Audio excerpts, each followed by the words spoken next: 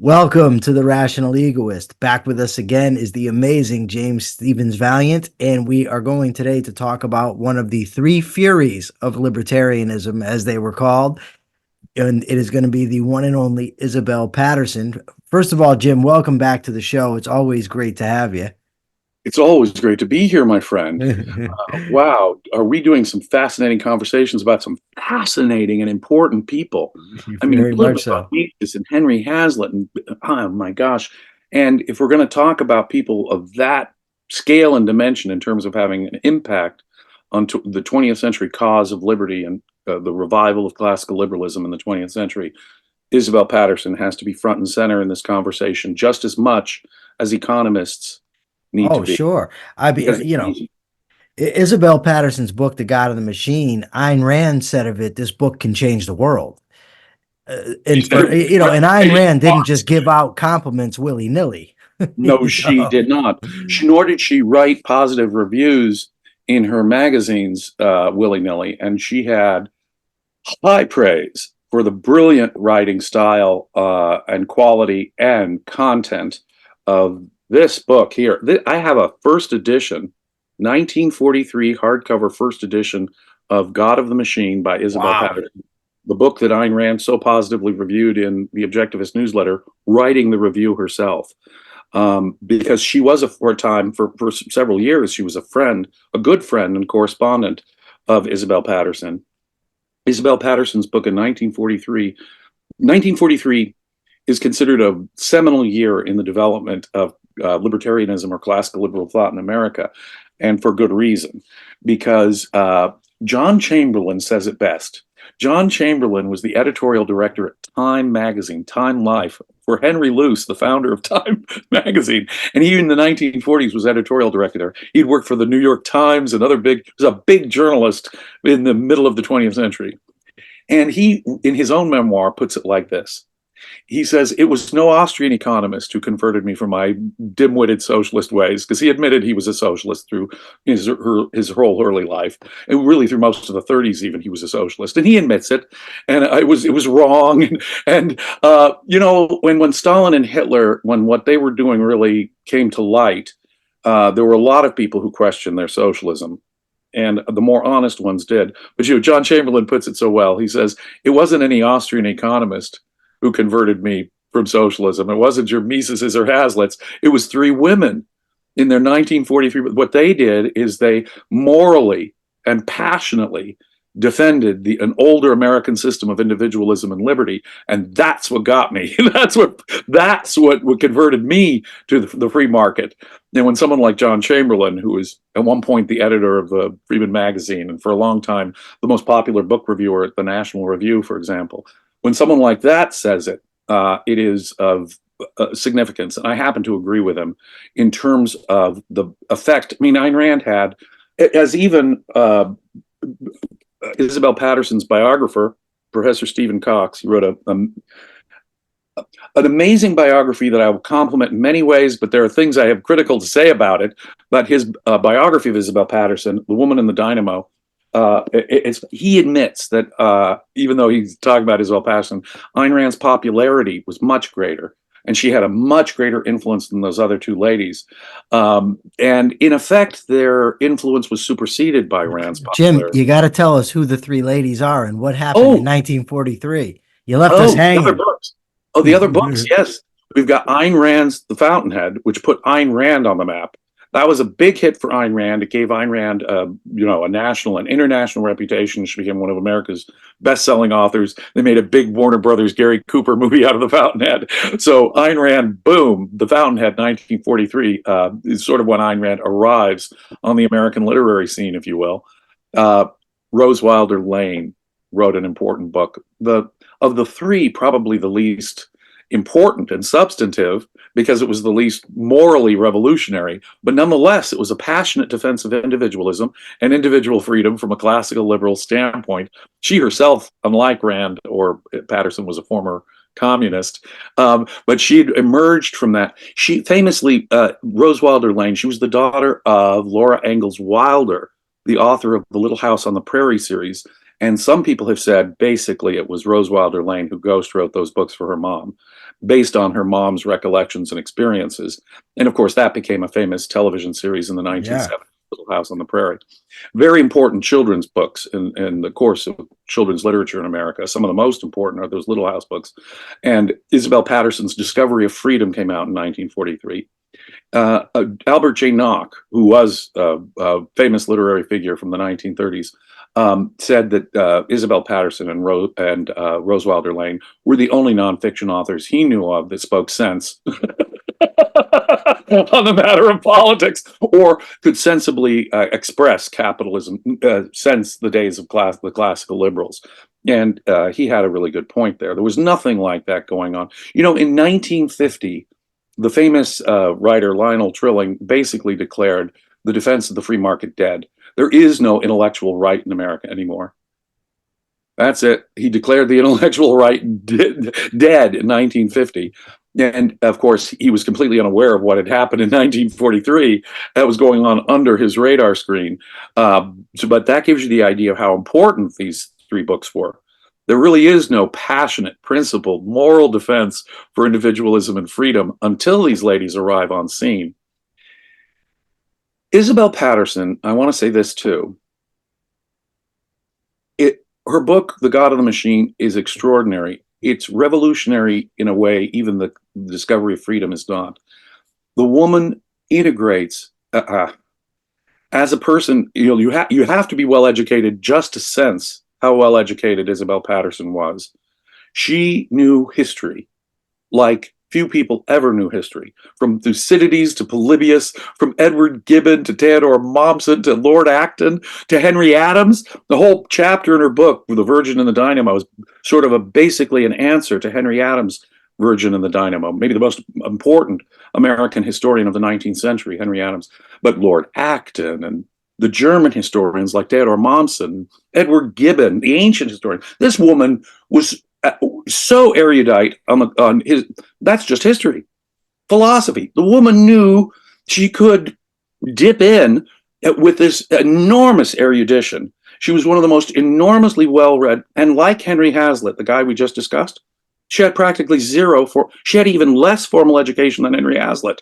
Henry Hazlitt couldn't finish college. She barely had any primary schooling. For a few years, she had some informal education. It didn't really get along. She didn't even get along with her teachers when she was a kid. She was that ornery and original. So she was all an autodidact, all completely self-educated. And this woman was so well-read in literature, philosophy, history. And her book, God of the Machine, is an integration of that. You have to be extremely well-educated just to see how amazingly erudite this woman was, because she understood history and philosophy at a deep level, and the writers in those fields at a very profound level.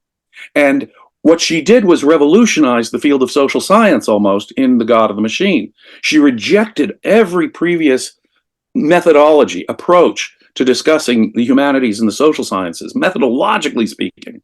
She rejected determinism in a very profound way. And so, of course, Marxism and all that, and the Frankfurt School, all that's gone, obviously. But more than that, she is developing a whole new methodology based on free will and the power of ideas, two things we were talking about with Mises, for example, and we can talk about with Rand. And one thing that all three of these important figures shared was a belief in free will. Whether or not they could justify it like Ayn Rand could is a different point. Both Mises and Paterson were very much aware that free will is a necessary element in terms of understanding the social sciences. And both of them understood the power of ideas, as we discussed. Isabel Paterson in particular. Now, again, not sure if they understood the relationship between thinking and free will, ideas and free will, but both, like Ayn Rand, were in this sense very different from the other social scientists of the 20th century or the 19th. They had a dynamic view of human development. They believed that in new human possibility, not a static view or deterministic view at all. And so her whole approach to the subject of political philosophy, and God of the Machine is basically a book on political philosophy, is methodologically revolutionary. In that book, it is really her great nonfiction book. Okay, In that, pause for 1 second because sure, I want to talk God of the Machine. yeah. But Isabel Paterson didn't just all of a sudden spring forth in 1943 with God of the Machine. Oh, she did not. So where did she come from? What did she do before that was written? She describes it as that she was born in January of 1886, and she describes it as follows. She said, I was born in the middle of Lake Huron, and thank goodness there was an island, or no, she said, unfortunately, there was an island in the middle of Lake Huron. I'm sorry, I've ruined it there. I think it was fortunate. She said unfortunate. I think it was a blessing to humanity that there was an island there and that she wasn't born in the middle of Lake Huron. But she was born in Canadian territory. She wasn't even born an American citizen, but on an island in the middle of Lake Huron by sort of pioneer type people. Very much like Rose Wilder Lane, she grew up in the West, in the American frontier. Her family was not well to do, and they were always struggling. She did not respect her father, and she just sort of pitied her mother, and she was never really close to her family. Sort of the reverse from Ayn Rand. Ayn Rand respected her dad, had problems with mom, and was connected to a larger family, and connected to her family in much closer, say, than Isabel Paterson was. To her, they were just a bunch of strange weirdos, mostly in her family. She didn't think much of family. There's so many things where you could see her emotionally on the same wavelength with Ayn Rand. She didn't think much of family as such. But her family was moving around the West a lot when she was young. She basically grew up on a cattle ranch in Alberta, Canada. And now get this, when she was still just a teenager, she actually witnesses the Sundance ceremony of the Blackfoot Indians. Well, the way she puts it is so funny. She goes, I grew up in the Wild West, and so my youth was boring. You can see what a clever writer she was. She was a really brilliant writer. But again, no, she had an extraordinary youth because she could actually see. And the Wild West informed her view. Her family lived at various times in Utah, where she attended for a time a little house school. She didn't get along with the teacher at all, but the teacher thought that she didn't really need her.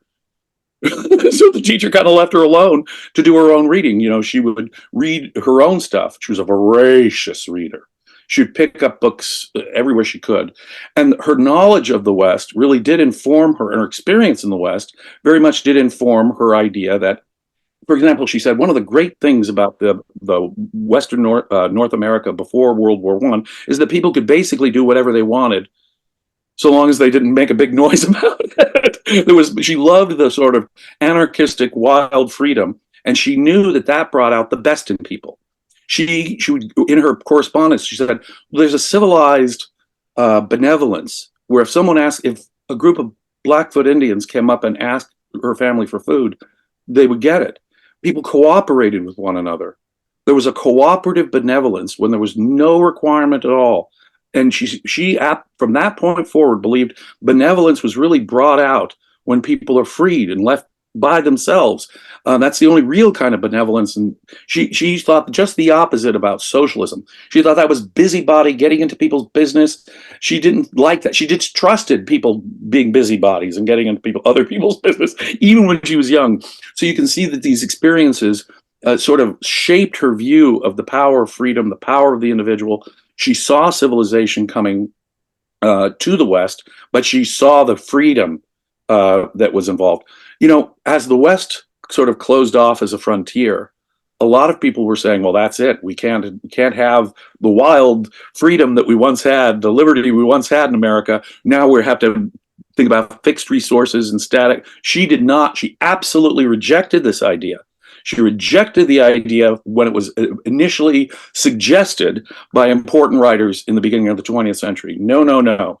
That gives us a lesson. The freedom, the almost anarchistic freedom of the American West gives us a lesson in how we should maintain that environment, even in a civilized, developed context. She had some very classic American individualist ideas that came from that experience. As I say, she was a voracious reader. In 1912, she traveled all over the country. She had the most extraordinary experiences and really an interesting life. In 1912, she was on a right Orville and Wilbur Wright biplane as a passenger during an exhibition flight. And she would do those kind of things because she just was a liver of life, an adventurer, someone who'd go out and do it. And she had a lot of respect for folks with gumption like that. Well, she wasn't interested in politics. She was starting to read voraciously. At something called in Spokane, Washington, there was a small newspaper called the Inland Herald, I think it was. She first worked in the business office there as the secretary for the editor. She would correct the guy's English, which she thought was completely mangled. And the editor said, well, my previous secretary never corrected my English. And she just said, she probably just corrected it in the correspondence for you without telling you. And every time she would take dictation from him, she would have these scowls. Oh, God, as he would mangle the English language. And so he said, well, I'm going to hire another secretary now. But how would you like to be the editorial writer for the paper? And she literally responded, I'm not into politics. I don't know. I couldn't care less about politics. But she became dubbed the editorial writer. And that's how she got interested in politics as such, is by being the editorial writer for a short-lived magazine in Spokane, Washington, or newspaper, excuse me, in Spokane, Washington. She would later, of course, become assistant to the literary editor of the New York Tribune, later the New York Herald Tribune, which in the 1920s, 30s, and 40s was an extremely important periodical, and its literary section was extremely important. She worked for Burton Roscoe, the literary editor there, and she became their chief literary critic, in effect. And in the 1920s and 30s, she was a feared, like Henry Hazlitt, she was a feared literary critic in the golden age of American literature. She really was. And if she didn't like it, she became friendly with, and she knew Sinclair Lewis. She liked the work of Willa Cather. That if she didn't like your work, famous writers would kowtow to her. She was also a novelist. During World War I, she published a couple of novels that had reasonable success. The Shadow Riders, The Magpie's Nest. Later, she wrote a novel, largely autobiographical, Never Ask the End, largely autobiographical novel. But she wasn't so much a great novelist as she was a great columnist. And she was also a literary critic with a very definite political angle. So that by the late 1920s, she was able to insert into her column for the New York Herald Tribune a whole bunch of political ideas. And so, for example, when the Great Depression started, she became a ferocious critic of the president at the time, Herbert Hoover. She thought all of his solutions were wrong. She thought this is not the time to be increasing spending. She was right. She was right. She said it's not the time to be doing all the things that Hoover is doing. And she was a ferocious. She would later become friendly with President Herbert Hoover long after he's left office. She would later have a friendly correspondence and actually meet Herbert Hoover. But the point is, she was famously one of the most ferocious critics of Herbert Hoover. And like Ayn Rand in 1932, she voted for FDR because he opposed prohibition. And you get a sense just from that. In her columns in the 1920s and 30s, she absolutely was opposed to censorship, even censorship of communists. Despite her anti-communism, she was ferocious about censorship. She was ferocious about the prohibition. And yet she was also a ferocious defender of the free market, thinking that tariffs are not going to help us get out of the Depression. More government spending isn't going to get us out of the Depression. And so she was a ferocious critic of both Herbert Hoover and the New Deal. When Social Security came along, when the Social Security Act came, Ayn Rand famously said, well, they're taking your money anyway, may as well get some of it back. Get what you can back from the government that stolen everybody by force. Isabel Paterson wouldn't even I don't care how much money they stole. She refused to sign up for the Social Security program from the beginning. On principle, she's never going to participate in this thing. So you can see, even from the 1920s and 30s, she's a unique kind of thing. Sure. She's a defender of classical liberalism, both civil liberties and economic liberties, from a sort of a radical individualist perspective. And I think that sets the context. By the late 1930s, she's well known as a literary critic and a political curmudgeon who's giving both sides of the political fence a hard time. And that's the context for God of the Machine in 1943. Yeah. And at some point, she becomes friends with Ayn Rand. Oh, yes. And it's, well, I don't know, it's relatively well known. When I usually read commentary, this is what I hear about how much she taught Ayn Rand. especially about American history. What I find is less talked about is the influence that Ayn Rand had on Isabel Paterson in relation to ethics. A couple things. One, I've read somewhere that she ultimately swayed Isabel Paterson to her point of view on ethics. Also, I just read today that Isabel Paterson was adamant with Rand in telling her that her ethical theory was revolutionary. It Yes. wasn't Nietzschean. It wasn't from Max Stirner. Stirner, it's It not was, and it's no, concrete and real. You yes. in a real concrete human in action. She said it's not the floating, swirling nonsense of Nietzsche. She She said also the ego is an actual, ego is a person. It's not this floating abstraction, like you just said. And the influence came through in my favorite chapter in God of the Machine, and that's the humanitarian with the guillotine. So before we get to the God of the Machine, I just want you to tell us a little bit about the relationship between Rand and Isabel Paterson. well, that is one thing that I do recommend the book, The Woman in the Dynamo by Professor Stephen Cox. As I say, I had dinner with Professor Cox and did nothing but praise him for that dinner, but I do have major objections. And my major objections mostly surround his discussion of Ayn Rand's relationship with Isabel Paterson. It was an important relationship, but he doesn't understand objectivism as such. And so he has a hard time even understanding the conflict between the two ladies. And he has just simply a false view of her on certain things.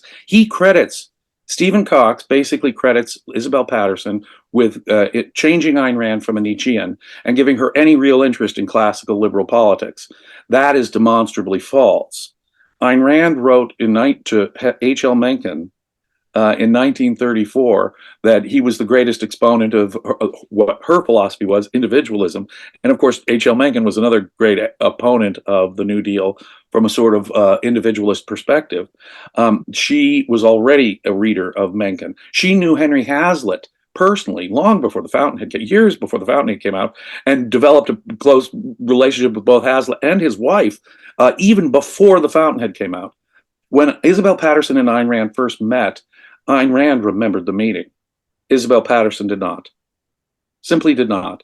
When people know that Ayn Rand worked on the Wendell Willkie campaign, like Henry Hazlitt, Ayn Rand was very concerned that Roosevelt was running for a third term. And so, although Ayn Rand had qualms about Wendell Willkie, she went out and campaigned for Wendell Willkie to stop this endless presidency of FDR. Through that, Ayn Rand made several new political contacts, people like Channing Pollock, and she finally had a meeting with Albert J. Nock and Channing Pollock. Isabel Paterson was supposed to be at the meeting, and she completely FTA'd. Isabel Paterson didn't even show. Well, Ayn Rand still wanted to meet Isabel Paterson again, so she went out of her way. Ayn Rand contacted Isabel Paterson. I want to talk to you. I want to meet you. And then Isabel Paterson was impressed. And it was around, I think it was 1941, it was the early 1940s, where they actually started becoming friends. Ayn Rand was still living in New York City. And Ayn Rand would go over to the New York Herald Tribune and help. Isabel Paterson had a little crew around her who would help her sort of do copy editing and other stuff, do grunt work in the newspaper while they sort of did these salons at the New York Herald Tribune. And Ayn Rand would be seen literally sitting at the feet of Isabel Paterson as Isabel Paterson would talk about American history and politics. Now, we have demonstrated proof that Ayn Rand was already very much an advocate of the American system of government when she was a teenager in Russia. Ayn Rand's first book was anti-communist. In 1933, all you have to do is look at Rand's notes and letters to see that she was a defender of the American system of government and a ferocious enemy of both Hitler and Stalin. In her correspondence and notes, she makes that very, very plain, long before she ever met Isabel Paterson. So Cox gives too much Nietzschean to, Ayn Rand was already in her 20s. Ayn Rand, in her first philosophical notes, was systematically arguing against Nietzschean ideas in favor of objectivity, logic, principles in ethics, on and on and on and on. She believed in a principled ethics against Nietzsche, for example. She believed in the possibility of objectivity. And so I think Cox is simply wrong here. On the other hand, and you can see where the two ladies would get together in so many ways. They had similar attitudes about feminism, similar attitudes about all kinds of things, family, for example, as I said earlier. You could really see that these ladies were in many ways on the same wavelength emotionally. Boy, they got along. And as you say, Isabel Paterson praised The Fountainhead to the Skies. Even before The Fountainhead had come out, Ayn Rand had sort of explained her ethical philosophy to Isabel Paterson. And Isabel Paterson was never really, she convinced her of some aspects of egoism. But did Isabel Paterson become a philosophical egoist? No. There was a critical moment, for example, when Ayn Rand said, now, Pat, this is what her friends called her, Isabel Paterson, Pat, I will explain to you, do you believe that even parenting is selfish? No, it's obviously altruistic. Ayn Rand said, I'm going to convince you that the only decent kind of parent is a selfish parent. She did. And in their correspondence, Ayn Rand began to say, you see, there's an inevitable egoism here. Isabel Paterson is resisting. She sees in the humanitarian with the guillotine, she sees the connection between the do-gooders and the totalitarians. Terrorists and dictators are what humanitarians become, she says, point blank. She defines the humanitarian as this someone who's live for, yeah, if you're going to go that far with your altruism, you are a dictator, right? She obviously got that idea in a generalized way from Ayn Rand. But did she ever really become the egoist in the sense that she understood that's the ethical system, period, outside of even politics? No, I don't think Isabel Paterson ever really became. In fact, she resisted Ayn Rand on several of her integrating aspects of her philosophy. The real scope of egoism, or the real scope of reason, or, even though they were both believers in free will, the limitations of a teleological or free will perspective. Ayn Rand was the one who supplied that, as opposed to sort of the more religious teleology. That's a two-bit fancy philosophical world. That there is purpose in the universe. That human purpose really does have an efficacious effect on history. That does inform Isabel Paterson as a social scientist. She believes you cannot understand social science without understanding the power of ideas and that human beings have free will. It is purposeful history. It's teleological in that sense. But she was almost a religious teleologist. In fact, one of her articles she wrote for William Buckley's National Review, she kind of questions the application of Darwinianism to humanity. There must have been some human intervention, right? But what's so funny is that I think that just as a little aside, I think science has kind of caught up to Isabel Paterson here in a way. Just as humans domesticated dogs, the difference between a poodle and a wolf is all man-made, right? The difference between these little toy dogs and a wolf, literally, they all should be wolves, right? And the same species. All the various breeds are man-made. Similarly, though, recent evolutionary biologists have said, well, didn't humans domesticate themselves? Didn't, by our own mating selections, didn't we shape our physicalities? And Isabel Paterson would have been jumped on that, I think, positively, saying, yes, even humans are the product of human choice and teleology. Although she never had this idea, she was almost a religious teleologist, and she was a deist. And there, too, Ayn Rand and Isabel Paterson